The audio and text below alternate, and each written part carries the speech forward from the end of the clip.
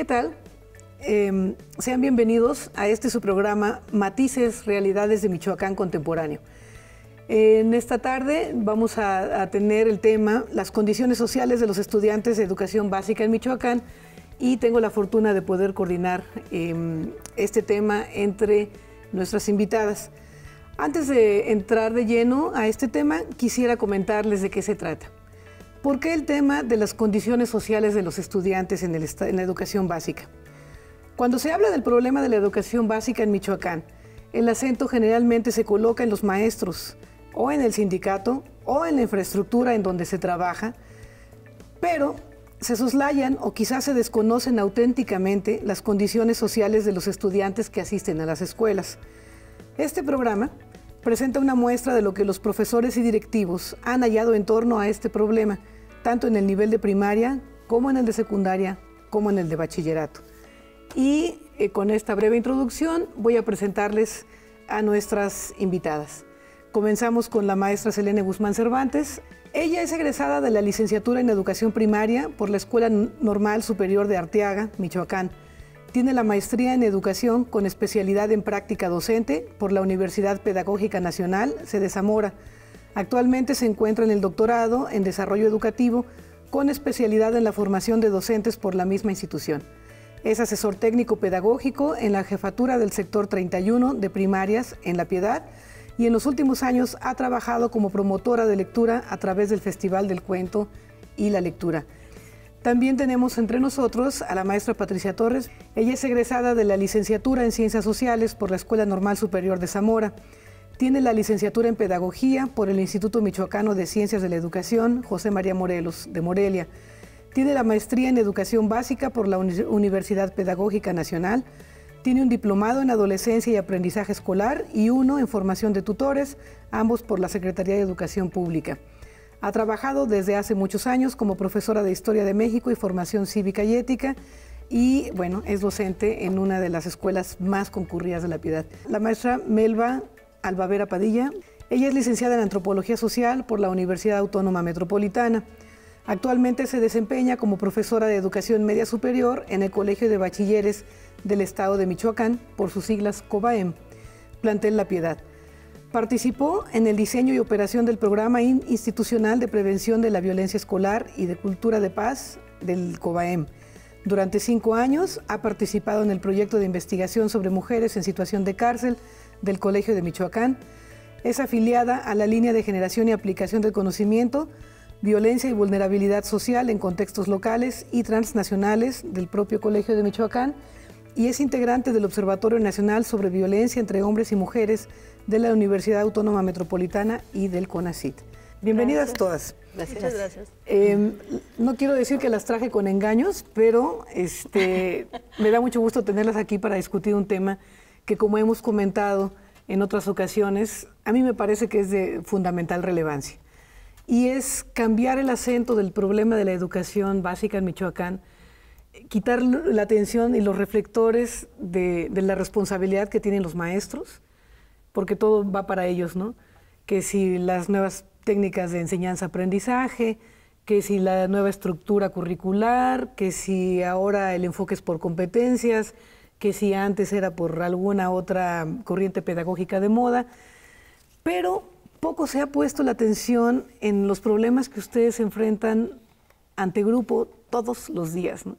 Con una planeación, con unas estrategias muy bien diseñadas, pero a la hora de la hora, realmente las problemáticas que ustedes enfrentan son como muy relevantes.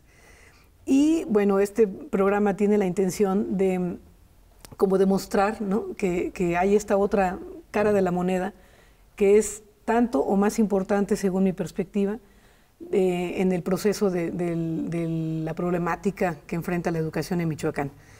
Entonces, como para ir calentando motores, muchachas, ¿cómo fue que llegaron al asunto de la educación? ¿Cómo llegaron a la toma de decisión de ser maestras? Para llegar a hacer algo, creo que primero se ocupa soñar. Y cuando uno tiene un sueño, lo va a perseguir hasta que lo encuentra. Para mí siempre fue un sueño el ser maestra. ¿Por qué? Pues porque yo vengo de una comunidad donde los maestros llegaban a llevarnos ilusiones, a transformarnos la vida. Y a mí me la transformaron porque generaron en mí la inquietud y el deseo, pues el deseo de servir. Entonces, así es como se lucha por lograr y por alcanzar un sueño. Y para mí la mejor realización que ha existido es esta, el ser docente, el poder trabajar con jóvenes, con adolescentes, el conocer lo que viven en el día a día y hacer algo por ellos. A veces no se puede hacer mucho en cuanto a esa planeación, a lo que tenemos contemplado dentro de las corrientes pedagógicas, pero en la parte psicosocial, en la formación de ellos, podemos ir encauzándolos. Y creo que es el placer más grande que encontramos los maestros dentro de nuestro trabajo, ¿verdad? A propósito del compromiso de los profesores. Sí. Así es. Y Selene, cuéntanos, ¿cómo llegaste a estos caminos de la vida? Fíjate que de una manera de la que muchas personas llegan a una profesión, que es a partir de lo que aprendes en casa, como bien decías, de la importancia también que tiene que ver lo que tú ves en tu casa y lo que aprendes a partir de ello. Mi papá es maestro, tengo una tía que es maestra, un hermano que es maestro, entonces me crecí en una familia, digamos, de alguna manera que está cercana a la docencia y yo aprendí de ellos.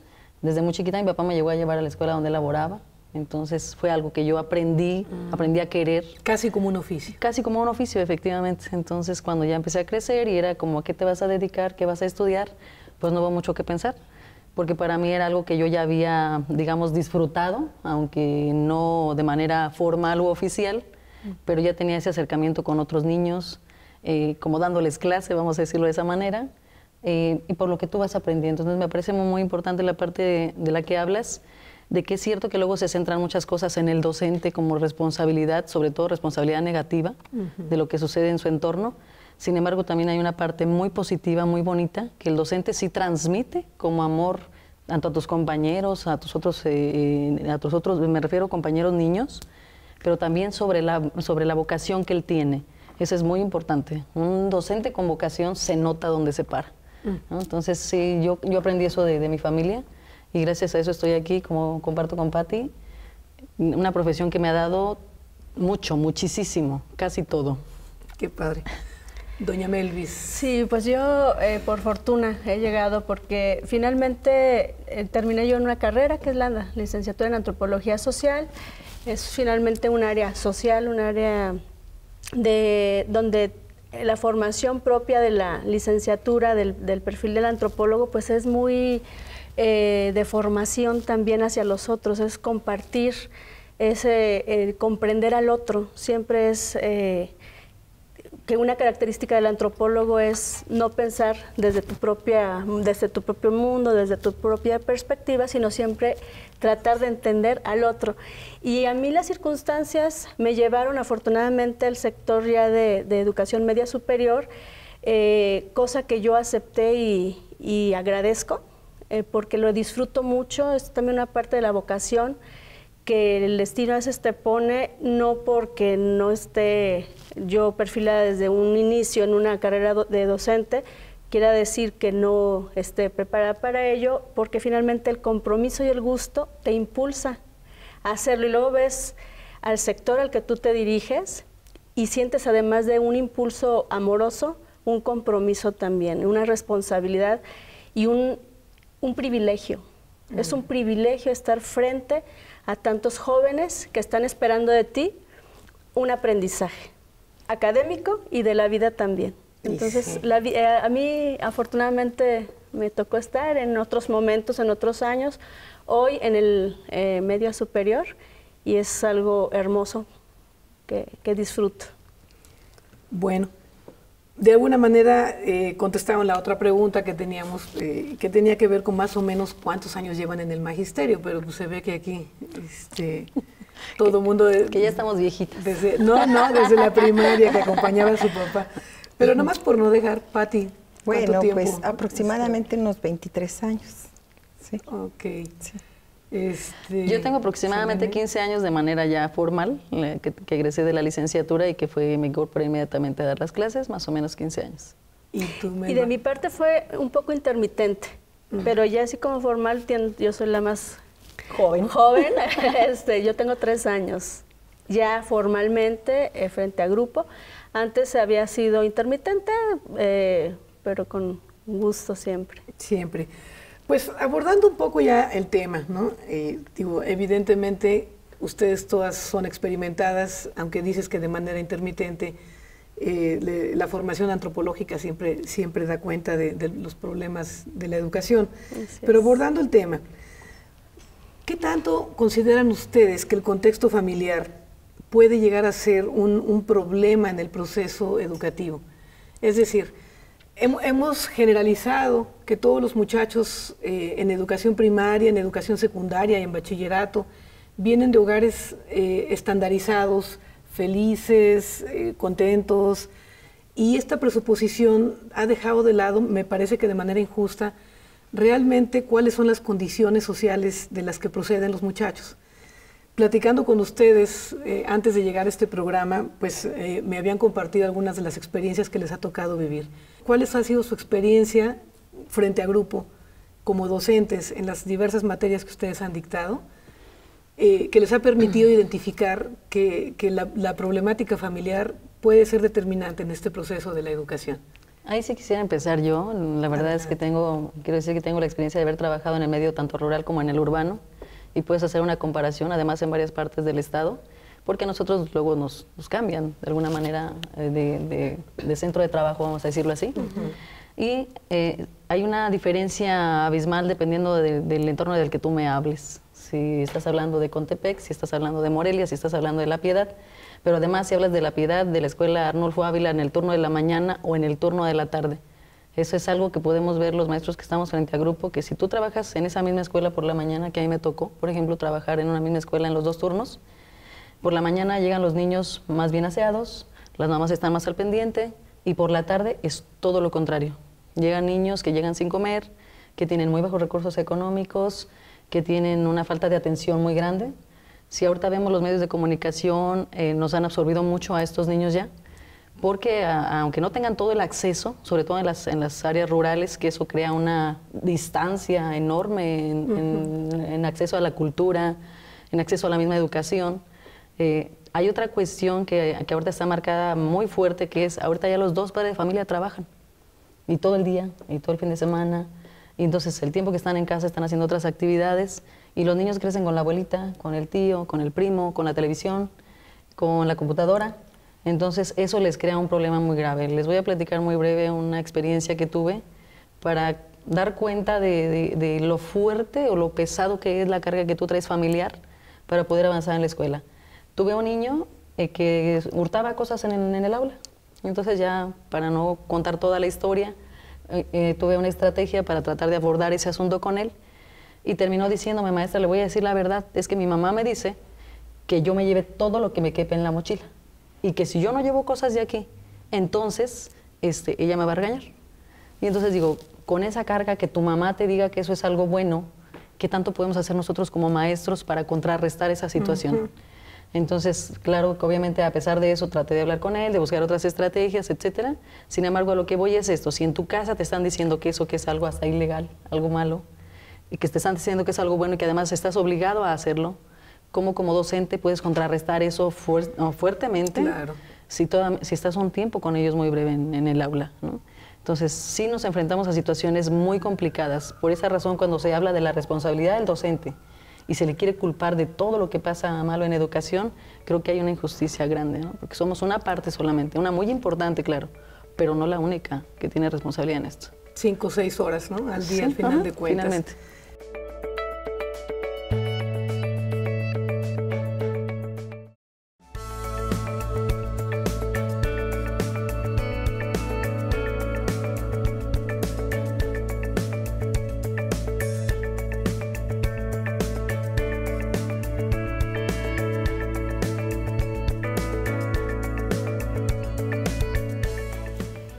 Creo que este tema es para analizarse desde muchos puntos de vista, porque el entorno familiar es muy importante, pero dentro de la familia se tejen muchas cosas.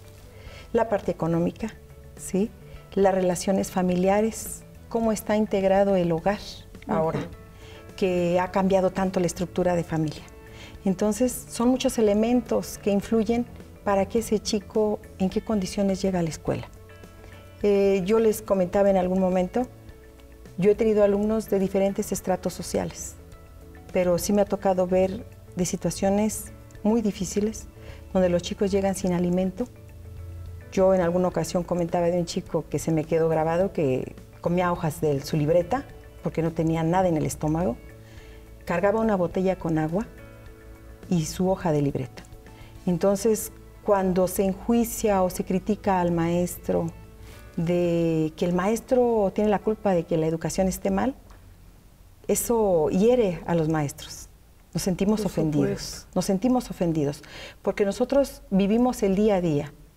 Los políticos y las grandes autoridades educativas no sé de dónde estudiaron ni dónde han vivido, porque no han estado acá viendo la realidad. Y los que vivimos el día a día nos damos cuenta y nunca nos preguntan qué es lo que vivimos.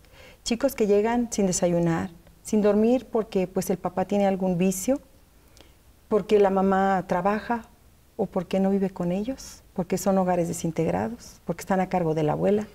Entonces, todo este contexto familiar influye en la conducta y en el aprendizaje de nuestros alumnos. Y sí. Melba, si nos compartes alguna de tus experiencias. Sí, fíjate que yo te puedo decir, les puedo compartir que a la hora de entrar en contacto con los grupos, porque tengo varios, como seguramente pues mis compañeras, estás en una dinámica muy fuerte, ¿no? Estás con un grupo, con otro grupo, digo, y existe la diversidad de los propios jóvenes dentro del aula, y te das cuenta que no solamente te puedes encontrar a jóvenes con interés de aprender, van por algo a la escuela y es un hecho maravilloso que estén asistiendo y que sean regulares, pero también te encuentras a jóvenes que muestran apatía, ¿sí? Hay una cierta apatía y a veces un incumplimiento en tareas, tú tratas de ver cómo llegar para que despierten el interés o que sustenten el interés que te demuestran, y te das cuenta de que efectivamente el entorno familiar tiene mucho que ver y el papel que ellos mismos juegan dentro de ese sistema familiar, porque no solamente son receptores, ellos también son activos dentro de su estructura familiar, como sea esta. Hablar de una estructura familiar te da una idea de la integración que ellos tienen en una amplia o corta esfera social, no núcleo, que es diferente a cómo funciona esa estructura. Yo siempre he dicho, no es lo mismo estructura que función de la familia. Puede ser una estructura no precisamente tradicional, pero que sí funciona, que sí ayuda, que sí cumple con las partes de sostener un desarrollo en un joven. Y los jóvenes ahí puedes encontrarte a quienes pues son sostenidos por sus papás, pero hay jóvenes que son los proveedores de sus propias familias. O sea, pueden estar en la escuela, pero tienen que aportar económicamente a sus familias. Son parte de la economía de la función. Entonces, hay jóvenes que después de salir de trabajar, de la escuela, se van a repartir pizzas por la tarde, se van a lavar autos. Hablo del ambiente donde en la escuela y el entorno que yo veo, ¿no? Auxiliar, ayudantes de albañil. ¿Por qué? Pues porque no pueden dejar de aportar a su casa. Entonces ahí te das cuenta también que ellos pueden tener un interés en la escuela, pero tienen otras actividades. Entonces el papel no es solamente del jovencito al que los papás hacen el esfuerzo bárbaro porque se sostenga en la escuela, sino que ellos mismos van a aportar y tienen que seguir esas dos dinámicas. Entonces sí representa cierto problema a la hora de dar clases, por ejemplo. Entonces pues es una problemática externa a los maestros, externa al núcleo del aula, pero pues que ahí está, ¿no?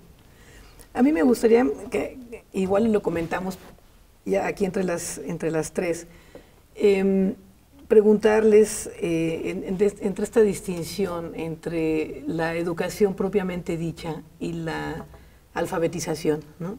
O ir a aprender una materia X, además de las matemáticas y demás, en el sentido de que ustedes como docentes, lo dijeron las tres coincidentemente, enseñas más allá de lo que tu estructura como profesor te da, ¿no? Das lecciones de vida casi, pero de manera natural, ¿no? Yo creo que eso no lo programan, ni lo diseñan, ni nadie se los pide que lo hagan, pero eso fluye de parte de ustedes. ¿Cómo consideran que esta influencia positiva que ustedes están dando a estos estudiantes puede contrarrestar el efecto de este virtual abandono de estas familias que por causas económicas, ya sea los que tienen que aportar, los papás están fuera, papás y mamás todo el día, o estas criaturas que no tienen ni qué comer? ¿Cómo perciben ustedes que esto se puede contrarrestar? Bueno, es más que nada un compromiso, el que tú te comprometas con tu trabajo. No es fácil, porque si sabemos que llegan chicos carentes de alimento, ¿qué puedes hacer tú como maestro? Y es muy poco lo que podemos hacer en ese aspecto. En otros podemos hacer más, ¿verdad? El escucharlo, el orientarlo, el saber que hay alguien que está ahí para escucharlo y para motivarlo. Pero no basta eso, basta que nuestros alumnos tengan primeramente alimento, un techo, salud. Y si no es atendido estas necesidades que son necesidades básicas, ¿de qué les sirve tener la mejor educación? ¿Sí? Si hablamos de que la educación se requiere que tenga calidad, sí pues, pero si no tienes el estómago lleno, ¿de qué te sirve tener el mejor maestro, el que sepa dominar las mejores técnicas, ¿verdad?, de enseñanza? Yo puedo ser la mejor maestra, mis compañeras pueden ser las mejores maestras, pero ¿de qué sirve? De poco va a servir si nuestros alumnos no llevan las condiciones necesarias. Luego nos comparamos con otros países, sí, pero otros países tienen otras condiciones. Incluso con otros estados de este mismo país, ¿no? Entonces, si nuestros alumnos no tienen satisfechas esas necesidades básicas de alimentación, de salud y de vivienda, la educación no va a funcionar como queremos que funcione. Creo que primero hay que atender esto y después exigir. ¿Cómo nos pueden exigir calidad? Cuando se atienden grupos de 50 alumnos y de esos 50 alumnos una gran variedad, ¿verdad?, de problemática. Muchas veces el maestro deja a un lado su planeación, lo que lleva contemplado, esos conocimientos que planea enseñar, por atender las diversas situaciones. Que ya al chico le duele el estómago, ¿por qué? Hay que ver por qué le duele el estómago. Entonces se convierte uno en psicólogo, en consejero y hasta en doctor. Y sí. Porque hay que escucharlo primero. Y ese chico a veces trae aquello, que es lo que le está causando una enfermedad, un daño. Le duele el estómago, la cabeza. Y nosotros como maestros debemos de estar ahí al rescate. Porque seguramente en su casa no hubo quien lo escuchara. O seguramente surgió algún problema dentro del entorno familiar, que casi siempre. Y nosotros como maestros tenemos que estar siempre alertas de eso. Y es lo que podemos hacer. Porque les digo, en la parte económica podremos regalarle una torta un día, pero no podemos satisfacer sus necesidades todos los días. Así es. Y allí nos queda a nosotros también ese vacío, de ver que no podemos hacer en algunos aspectos grandes cosas, pero en otros sí. Pues sí.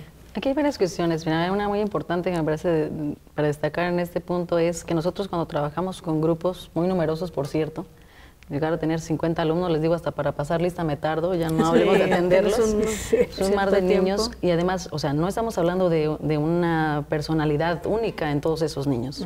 Estamos hablando de niños que van muy avanzados, niños que van muy retrasados, niños que sí van comidos, niños que no van comidos.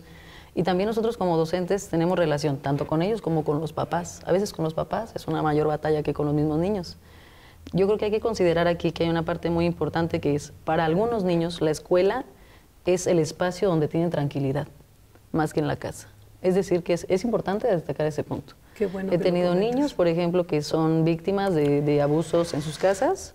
Estamos hablando de abusos sexuales, de acosos, de maltratos físicos.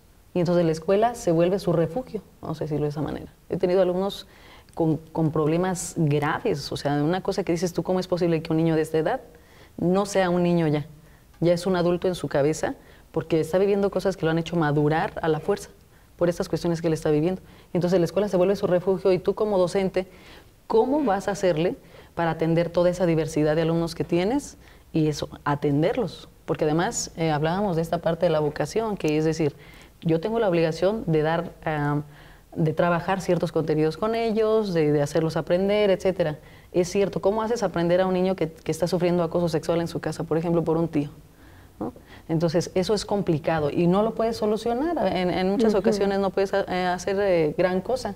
Sin embargo, sí puedes ser cercano al niño, tratar de hacerle sentir que al menos ese es un espacio importante donde está protegido. Y hay una cosa aquí que luego se nos escapa un poco, que es que está ahora de moda en la palabra, el bullying y este tipo de cuestiones, acoso escolar, que también se sufre.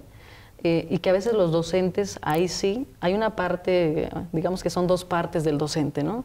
Una donde sí tiene mucha responsabilidad y tiene que atender el problema cuando lo nota o cuando lo ve, o aunque no lo vea, tiene que perseguir que hay un problema o tiene que estar observando si lo hay, porque a veces no te das cuenta como docente con 50 niños Pues sí. qué problemas existen con puntualidad, no puedes saberlo. A veces llegan mamás y te dicen, maestra, es que en la formación le dijeron a mi hijo no sé qué.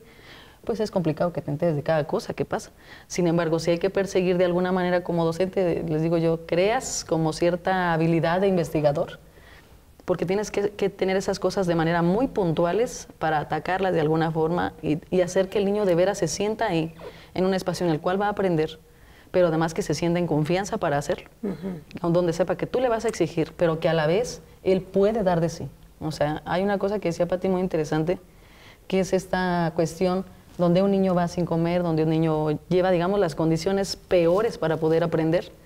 Y sin embargo, tú tienes como docente que hacer que él entienda que hay una salida importante que él puede tener a partir de la educación, a partir de estar bien educado. O sea, si el niño tiene acceso a la educación a pesar de esas condiciones, si él tiene como conciencia de que a partir de ahí puede acceder a unas mejores condiciones, hay niños que lo logran a pesar de los pesares, ¿no? Sí.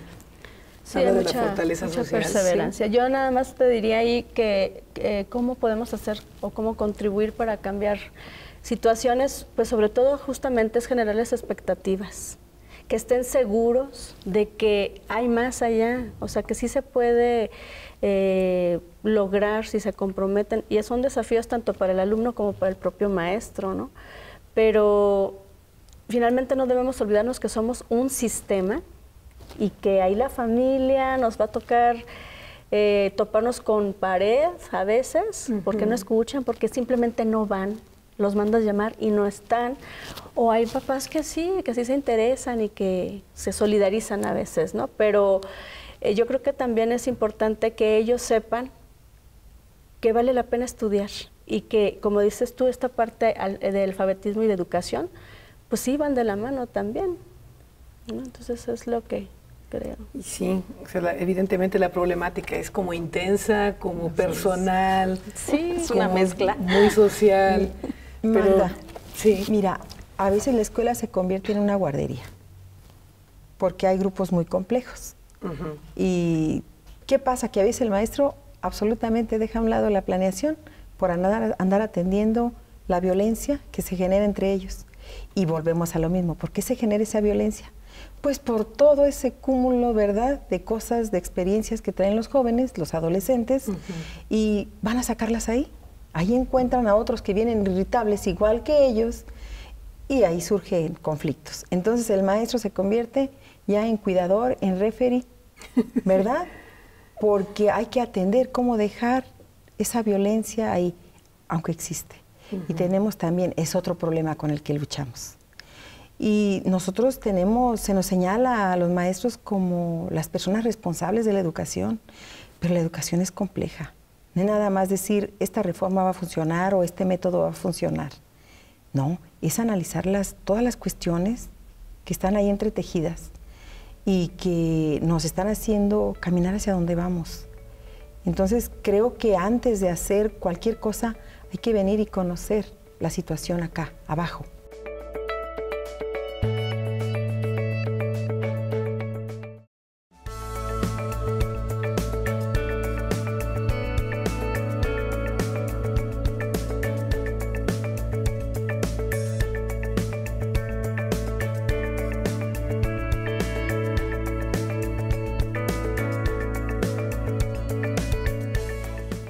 Justamente, ¿Verdad? me das pie, Patti, para ir entrando a la parte final de esta interesantísima charla con ustedes. Acabas de señalar, hay que conocer el problema desde abajo. ¿Qué tanto dirían ustedes que los funcionarios de este sistema educativo al que te referiste ahorita, Melba, particularmente los del Estado, donde estamos, el Estado de Michoacán, tienen realmente una idea cabal de la problemática que enfrentan los profesores todos los días? ¿Qué tanto esto ocurre? Mira, voy a empezar nuevamente yo en esa respuesta a la pregunta y me parece que es poco. En muchas ocasiones tenemos funcionarios en educación que no han pisado las aulas como nosotros. Cuando tú no has pisado un aula es muy fácil decir, es que tiene que tener a los niños sentados y ordenados. Y digo, en las películas tú ves eso, ¿no? Que están los niños bien calmaditos, y digo, eso solamente pasa en las películas. En un grupo normal ni siquiera es sano que eso suceda. Es sano que los niños, porque son jóvenes, tiendan a levantarse, a moverse, es parte de la naturaleza humana. Entonces, cuando tú no has estado en un grupo y no te has enfrentado a problemas que se presentan en un grupo, a ver familias disfuncionales, a ver familias que sí están totalmente al pendiente de sus hijos, que están al pendiente de las tareas, cuando no sabes toda la gama de problemas que se pueden presentar en un aula, es muy fácil decir, es que vamos a trabajar con tal metodología, o vamos a trabajar estas secuencias didácticas. Y dices tú, pues sí, se escuchan muy bonito en los papeles, pero ahora ponte a ponerlas en la práctica y verás que hay cosas de esas que a los niños ni les interesan ni les importan. Y ahí voy a una pregunta que yo quisiera hacer, es esto: ¿qué tan felices son nuestros niños?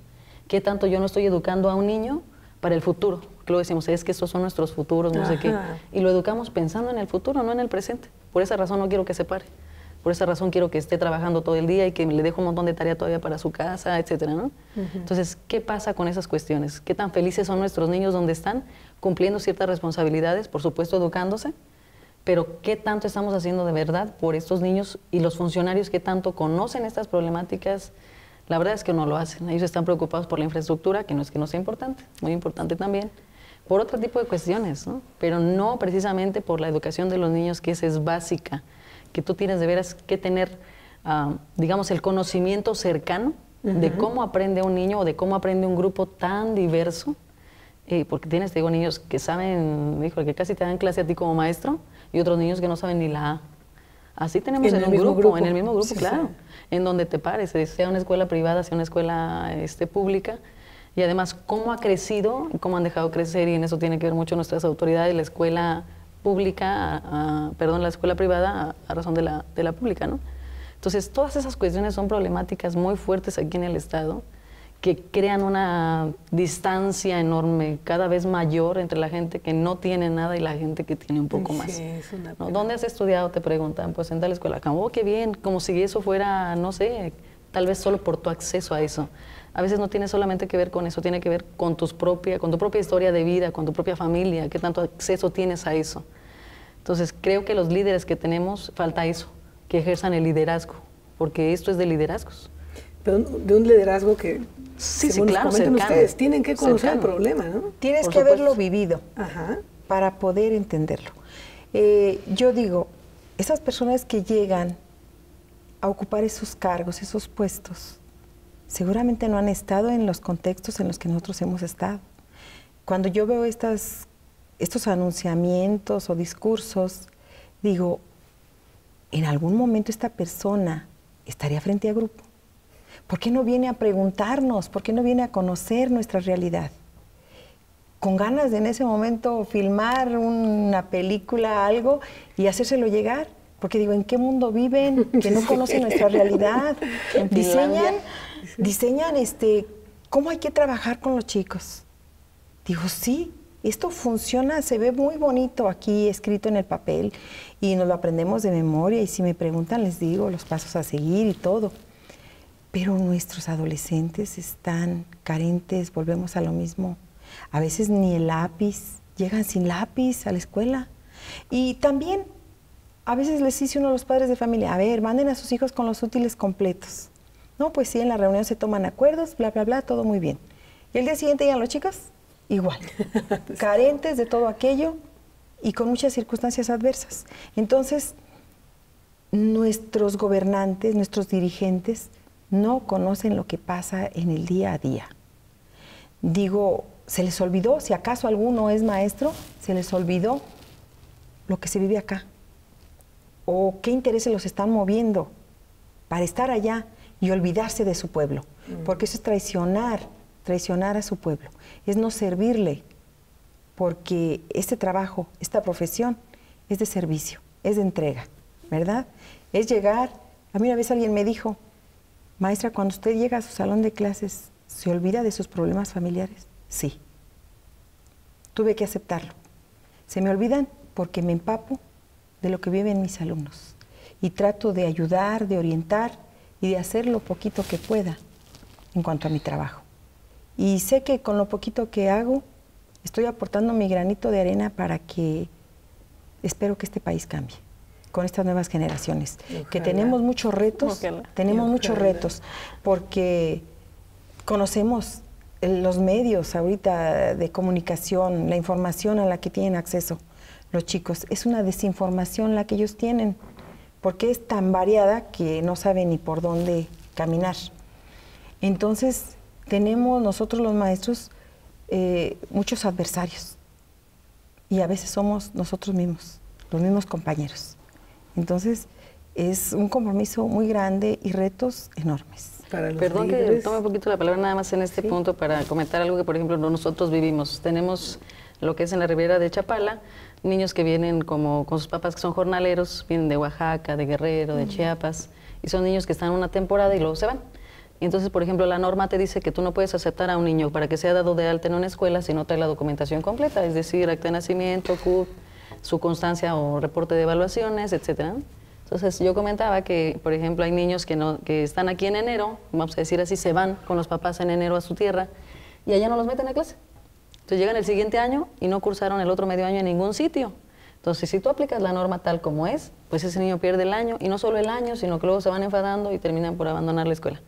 Entonces, aquí en ese sentido los funcionarios a veces no son sensibles ante este tipo de problemáticas. Por ejemplo, ya hace 2 años nos empezó a llegar la indicación, por ejemplo, que si aceptáramos a estos niños, aunque no trajeran documentación, y después viéramos cómo se solventaba ese asunto. No es que los vamos a dejar así, sino poco a poco se puede ir recuperando lo que se pueda, o se les hace un examen o algo. Pero sí hay esta cuestión de que a veces no son sensibles ante estas problemáticas, ¿no? Si tú no has sido docente y no has estado con esos niños que vienen así en condiciones, y que vienen en condiciones tan precarias, y todavía te vas a fijar y por un documento decir no te recibo porque no traes todo completo, eso sí sería terrible, ¿no? Entonces, como ser sensible ante eso. Si quieres poner, por ejemplo, ahora con la reforma, personas que nunca han estado en grupo, en funciones administrativas, a veces sí perderías esa sensibilidad de saber que nunca estuviste en grupo y no sabes lo que es enfrentarte a esos problemas y luego hacer, digamos, de manera muy tajante, a tomar decisiones que pueden afectar a estos niños que de por sí ya tienen condiciones marginales. Y sí, es una pena. Estamos acercándonos al final de esta interesantísima charla, pero me gustaría oír tu voz, Melba, a propósito de los temas que estamos comentando. No, bueno, pues yo qué te puedo decir sobre los funcionarios. Yo creo que, bueno, y perdón mi insistencia, yo creo que también tiene mucho que ver la vocación, la sensibilidad, el sentido humano. O sea, el sentido humano, o sea, a mí, yo puedo ser un funcionario que tengo una responsabilidad, pero mi sentido humano debe estar. Soy finalmente antropóloga social, entonces siempre ves hacia el otro lado. La formación sí, inicial. Pero yo creo que es un molde pequeño en donde quieren meter una diversidad tremenda de características indígenas, rurales, urbanas, tanto de la población de jóvenes como de las problemáticas y de las condiciones y de los contextos en los que ellos mismos viven y donde las propias escuelas están ubicadas. Entonces se quieren meter en un moldecito y es muy difícil y por eso no cabemos, por eso estamos, como dicen, rasgándonos las vestiduras porque no sabemos cómo, o sea, nos piden muchísimo, ¿no? Entonces creo que... Pensando en esto que han señalado las tres, ¿no? Entre la diversidad de problemáticas que están sobre la mesa, ¿considerarían la posibilidad de que se relativizara cada estado, digamos, o cada circunstancia? Es decir, que los funcionarios hicieran una suerte de trabajo de campo, dieran cuenta de estas problemáticas y se aplicaran políticas estatales. ¿Sería una posibilidad de de solucionar esta problemática? Creo que es importante que de alguna manera sí se haga, la educación tenga esa vertiente, que tenga que ver más con el contexto en el que tú estás. Sin embargo, somos parte de, digamos, de un todo, por decirlo de esta manera. Entonces, yo creo que tendría que tener tintes de las dos cosas. Tanto de tu entorno cercano, porque es importante que lo conozcamos con mucha puntualidad, y antes no se veía de esa manera. Los libros eran los mismos para todos. Donde estuvieras, pues ahí se veía eso, y si tú no sabías ni qué era un semáforo porque vivías en la sierra, allá donde no hay ni luz, pues te tenías que aventar eso. Entonces, creo que ahora sí se ha, digamos, hecho un poco más local. Sin embargo, creo que tiene que tener las dos cosas. Pero es muy importante que conozcas. Primeramente, yo creo que por niveles será, me imagino, esta cuestión que tendría que ser importante. Pero sí tendría que tener las dos cosas, ¿no? Tanto lo que es lo local, que es importante que lo conozcas, porque son tus orígenes, son tus raíces, es lo que conoces, lo que ubicas. Pero también tiene que haber un contexto nacional, porque finalmente eres parte de ese todo, ¿no? Exacto. Cerrando, doña Pati, por favor. Definitivamente considero que sí, se debe conocer el contexto. Que vengan, que conozcan, que hagan un análisis de cuál es el contexto, cuáles son las necesidades, los problemas que se enfrentan, los recursos con los que se cuenta, que son importantes. Entonces, a partir de ahí, de ese análisis, de ese diagnóstico, entonces sí podemos trabajar, pero no empezar a partir de arriba dando una orden hacia algo que no se conoce. ¿Cómo vamos a atacar una enfermedad si no sabemos cuál es? Exactamente. Les digo que el buen doctor es aquel que te manda a hacer un análisis primero para poder saber cuál es el diagnóstico. Claro. ¿Cómo vas a ir con un doctor que te va a poner una inyección y no sabe ni de qué te va a curar? ¿Sí? Entonces, así estamos trabajando nosotros en nuestro estado y en nuestro país. Que nos están aplicando una inyección a una enfermedad que no sabemos. Están enfermos, a todos la misma. Sí, entonces por eso pues todos vamos a ciertos servicios médicos, ¿verdad? Donde nos dan lo mismo. Entonces, el mismo medicamento para la gripe que para la colitis o etcétera. Entonces, es lo que estamos viviendo, que no se conoce cuál es la enfermedad que necesitamos combatir en la educación. Melba. Sí, fíjate que, bueno, yo quiero compartir y aprovechar este espacio. Hicimos un trabajo ahí en el COBAEM La Piedad, precisamente de diagnóstico, pero en un tema muy específico, que es la cuestión de la violencia. Pero a mí me llamaron mucho y me dio gusto ver algunos resultados, que es justamente cómo los jóvenes, que es en el medio en donde yo estoy trabajando, jóvenes entre 15, 18 hasta 20 años, cómo ellos están conscientes de las problemáticas. O sea, ellos saben, ellos están conscientes, o la mayoría, al menos en el estudio, de la problemática que vivimos todos en un entorno escolar y de dónde los factores externos también están dando peso a esa conflictiva dentro de la escuela.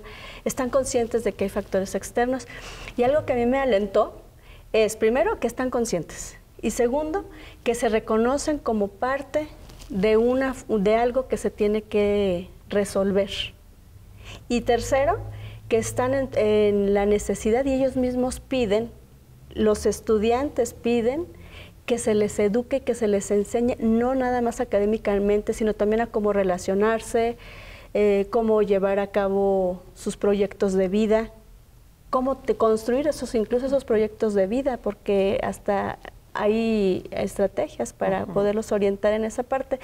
Y a mí me gustaría comentar eso, ¿no? Que finalmente este espacio también sirva para decir que los jóvenes y los jóvenes son activos. La diferencia de escuela primaria, secundaria, los de media superior están diciendo también qué necesitan y cómo ellos también están dispuestos a aportar, porque tienen mucha disposición y son muy francos, son muy transparentes, yo creo, ¿no? Son jóvenes, no hay nada que temer. Pues cerramos este programa, me parece que compartiendo problemas que son afines a muchos otros estados de la República Mexicana, y me parece que la conclusión comienza con la intención de este programa presentada al principio, con respecto a que los problemas no son nada más centrados en el profesor, sino en los propios estudiantes, ¿no? Y en las condiciones sociales. Estamos a punto de terminar, agradecemos mucho la atención.